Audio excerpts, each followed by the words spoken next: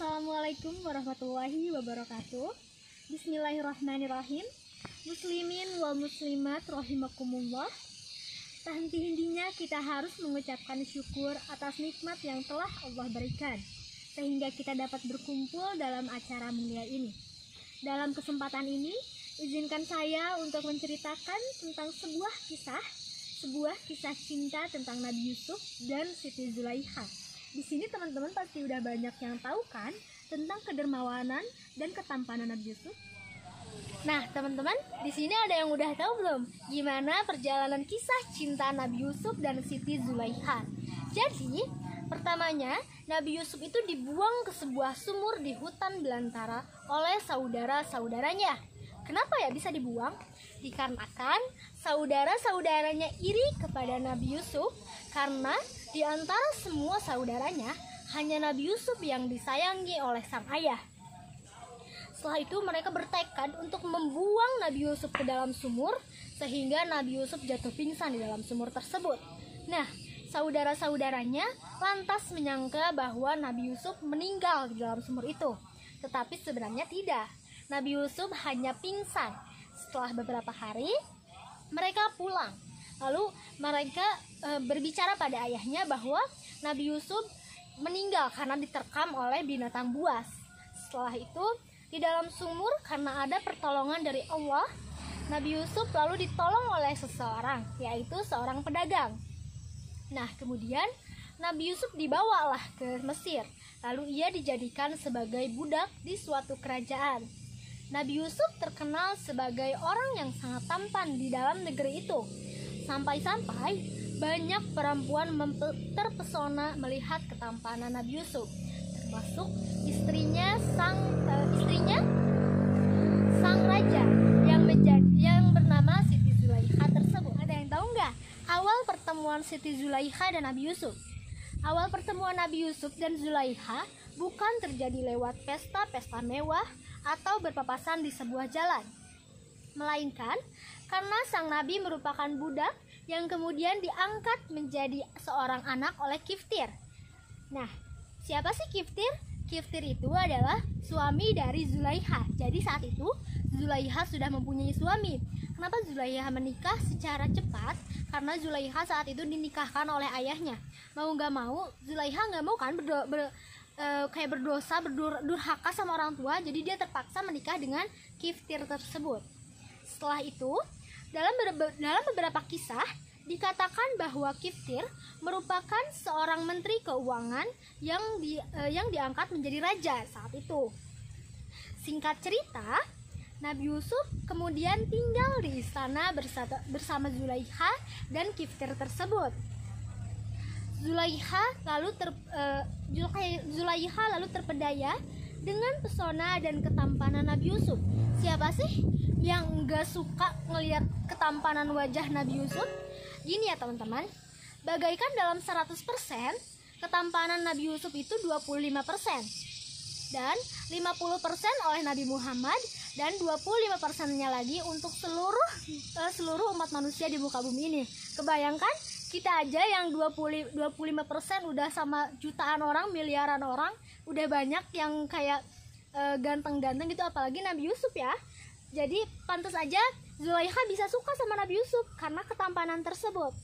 Nah, bahkan dikatakan pula bahwa Zulaikha sering menggoda Nabi Yusuf. Zulaikha sering memuji rambut Nabi Yusuf. Seperti Zulaikha pernah berkata, "Wahai Yusuf, betapa indahnya rambutmu." Lalu Yusuf menjawab, "Ia adalah yang pertama akan gugur saat aku meninggal nanti." Setelah itu Zulaikha kembali berkata, "Wahai Yusuf, betapa tampannya wajahmu." Lalu Yusuf pun menjawab, "Ini juga akan menjadi makanan oleh cacing-cacing saat aku meninggal nanti." Betapa bijaksananya Nabi Yusuf, bukan? Zulaikha adalah cobaan terberat bagi Nabi Yusuf, karena Nabi Yusuf pun sama seperti kita, sama lelaki biasa yang mempunyai nafsu. Terlebih Zulaikha adalah perempuan yang begitu cantik. Zulaikha bukan perempuan sembarangan ya. Nah, Zulaiha juga sering diketahui oleh orang banyak bahwa ia sering berhias secantik mungkin untuk menggoda iman Nabi Yusuf. Bagaimana bukan? Usaha Zulaiha untuk menggoda Nabi Yusuf pun berhasil. Ternyata tak sia-sia. Yusuf seperti tertahan dengan godaan Zulaiha. Setelah itu, keduanya memasuki sebuah kamar. Lalu Zulaiha mengunci kamar tersebut dengan berlipat-lipat kunci. Gimana dong Bu? Jadi bukannya kita jikapun Yusuf bakal keluar bakal susah gitu, karena kunci itu dibuat berlipat-lipat oleh Zulaiha yang sengaja mengunci pintu tersebut. Nah, setelah itu Yusuf pun mulai menanggalkan celananya dan hampir terpedaya akan ajakan Zulaiha. Seketika itu, saat Yusuf akan melakukan perzinahan tersebut, tiba-tiba bayangan ayahnya Nabi Yakub berdiri di rumah. Yusuf membayangkan bahwa di depannya ada bayangan Nabi Yakub sedang menggigit jarinya sambil berkata, "Wahai Yusuf, janganlah kamu melakukannya, karena perumpamaanmu selama kamu tidak melakukannya adalah seperti burung di langit yang tidak memiliki kekuatan, dan perumpamaanmu jika kamu melakukannya adalah seperti ia mati dan jatuh ke bumi karena tidak mampu mempertahankan dirinya." Yusuf pun kembali mengikat celananya dan sangat ingin pergi. Dia berusaha sekuat tenaga agar dia bisa pergi dari kamar tersebut. Namun Zulaiha menangkapnya dan memegang ujung gamis Nabi Yusuf. Setelah itu Zulaiha sengaja menarik baju belakang Nabi Yusuf agar terlihat sobek. Lalu baju belakang Nabi Yusuf sobek. Setelah itu saat Nabi Yusuf berusaha untuk keluar kamar dan membuka kunci yang berlipat-lipat tersebut, tiba-tiba suami Zulaiha datang di depan pintu tersebut, yaitu Kiftir. Setelah itu kondisi pun sangat memanas. Gimana sih menurut teman-teman kalau misalkan suami kita sendiri ngelihat istri kita lagi berduaan sama orang lain, bahkan itu di suatu kamar ya, di suatu ruangan yang tertutup, kita pasti marah kan? Nabi Kiftir langsung marah. Setelah itu, karena Zulaiha ketakutan dan dia tidak bisa berpikir panjang, lalu ia merobek-robek baju bagian depannya, sehingga Zulaiha membuat opini bahwa Nabi Yusuf yang mengunci dia di kamar tersebut, dan Nabi Yusuf akan memperkosa Zulaiha pada saat itu. Nah, Nabi Yusuf tidak terima jika ia difitnah, tapi Nabi Yusuf tidak mempunyai banyak bukti karena saat itu memang posisinya Nabi Yusuf sudah ada di depan pintu dan Zulaiha bajunya sudah dirobek-robek oleh dirinya sendiri. Setelah itu karena takut, Zulaiha meminta suaminya untuk memenjarakan Nabi Yusuf dalam waktu yang sangat lama. Setelah berpuluh-puluh tahun Nabi Yusuf dipenjara, lalu setelah itu ia diangkat sebagai salah satu menteri di negara Mesir tersebut. Nah, tetapi kabar dukanya adalah saat itu Menteri Keuangan sekaligus menjadi seorang raja, Kiftir menjadi bangkrut. Setelah bangkrut, ia meninggal dunia. Tersisa hanya sang istri, yaitu Zulaiha. Zulaiha kemudian menjadi seorang gelandangan, bahkan ia menjadi pengemis. Ia dikasihani oleh banyak orang. Bahkan untuk makan pun Zulaiha susah untuk mendapatkannya. Setelah sekian lama ia dipenjara, tibalah saatnya saat Nabi Yusuf bebas dari penjara. Akhirnya Nabi Yusuf diangkat menjadi seorang pejabat oleh seseorang. Lalu bahkan dia menggantikan posisi raja saat itu. Di suatu hari ia dipertemukan dengan Siti Zulaiha. Mungkin jika sudah menjadi takdir akan kembali pada kita sendiri ya.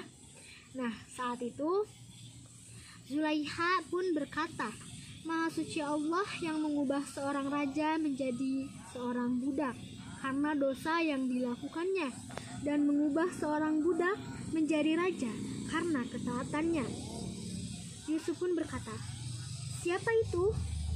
Setelah itu kemudian karena Zulaiha tidak bisa melihat, orang-orang membawa Zulaiha ke depan Nabi Yusuf.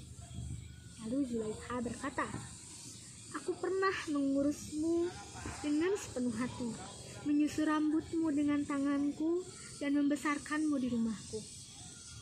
Aku telah memuliakanmu, akan tetapi kebodohanku telah mengubah dan membuat aku hancur. Hartaku habis, kemuliaanku hancur, kehinaan menguasaiku, dan penglihatanku hilang. Setelah aku jatuh dari kedudukanku, kini aku menjadi orang yang dikasihani. Aku meminta-minta belas kasihan orang lain. Ada yang kasihan melihatku, ada yang tidak. Inilah balasan bagi orang-orang yang melakukan kesalahan. Mendengar kata-kata yang dikeluarkan oleh Siti Zulaikha, Nabi Yusuf terketuk hatinya. Lalu ia menangis dan bersedih. Kemudian Yusuf berkata, "Adakah sedikit rasa yang tersisa darimu, Zulaikha?" Setelah itu Zulaikha berkata, "Demi Allah, sekali memandang wajahmu lebih aku sukai daripada dunia dengan segala nikmatnya. Ulurkanlah kepadaku kepalamu." Yusuf kemudian mengulurkan kepalanya, dan Zulaikha meraihnya serta menaruh di dadanya. Yusuf alaihi salam merasakan ujung cemeti atau kepala yang dipegangnya bergetar karena gejolak hati Siti Zulaikha. Setelah itu Yusuf lalu pulang dan menangis. Setelah ia sampai rumah, kemudian Yusuf mengutus orang untuk menemui Siti Zulaikha untuk menyampaikan satu pesan. "Jika kamu mau, kami akan menikahimu dan membuatmu menjadi kaya kembali." Nah, setelah pesan itu disampaikan kepada Zulaikha, Zulaikha pun berkata kepada utusan Nabi Yusuf, "Aku berlindung kepada Allah dari ejekan raja kepadaku. Aku sudah tua, hartaku sudah habis, dan kemuliaanku sudah sirna. Apakah dia berkeinginan kepadaku sedangkan aku sudah tua?" Setelah itu, pada minggu selanjutnya, saat Yusuf keluar dengan iring-iringannya, Zulaikha datang kembali menemuinya dan meminta bantuan. Yusuf lalu berkata, "Apakah utusanku tidak menyampaikannya kepadamu?" Setelah itu Zulaikha berkata, Aku sudah memberitahukanmu bahwa memandang wajahmu sekali saja lebih aku sukai daripada dunia dan nikmatnya." Selanjutnya, orang-orang Yusuf membawa Zulaikha dan memandikannya, lalu membawanya kepada Yusuf. Saat itu, Yusuf bangkit dari sholatnya, mendirikan sholat dan duduk berdoa kepada Allah, dan Zulaikha duduk di belakang Yusuf sambil berdoa meminta agar kemudahannya, kecantikannya, dan penglihatannya dikembalikan oleh Allah Subhanahu wa Ta'ala. Allah pun mengabulkan doa Zulaikha. Zulaikha kembali muda, cantik, dan dapat melihat kembali. Demikianlah Allah Subhanahu wa Ta'ala memuliakan Yusuf karena telah menjaga apa yang diharamkan. Hubungan pun terjadi, dan Yusuf baru tahu bahwa Zulaikha saat itu masih perawan. Ketika sudah tua, dia masih perawan. Kenapa ya? Nah, dikarenakan di mana suatu ketika Yusuf menanyainya, dan Zulaikha menjawab, "Wahai Nabiullah, suamiku impoten. Dia tidak bisa berhubungan denganku." Setelah itu, ketika kamu demikian tampan, seakan tidak ada yang menandingi. Lalu sehingga pada akhirnya Yusuf dan Zulaikha pun menikah. Nah, di sini banyak hikmah dan pelajaran yang bisa kita ambil ya teman-teman. Kisah cinta Nabi Yusuf dan Zulaikha memberikan pelajaran penting bagi kita, bahwasannya jodoh tidak akan tertukar dan tak akan kemana-mana sejauh apapun kita pergi ya. Nah, sebab jika Allah Subhanahu wa Ta'ala sudah mentakdirkan sepasang manusia untuk berjodoh, maka ia akan senantiasa memberikan jalan sebagaimana Nabi Yusuf dan Zulaikha yang dipertemukan kembali dalam sebuah ikatan yang sah. Jadi, mau sejauh apapun, mau serumit apapun, misal terhalang restu atau apa. Jika sudah Allah takdirkan kita berjodoh dengan seseorang tersebut, kita pasti akan menemukan jalan, seperti kisah Nabi Yusuf dan Siti Zulaikha. Nah, seru kan teman-teman ceritanya? Kalau begitu, di lain waktu saya sambung ceritanya ya. Sekarang saya tutup. Wassalamualaikum warahmatullahi wabarakatuh.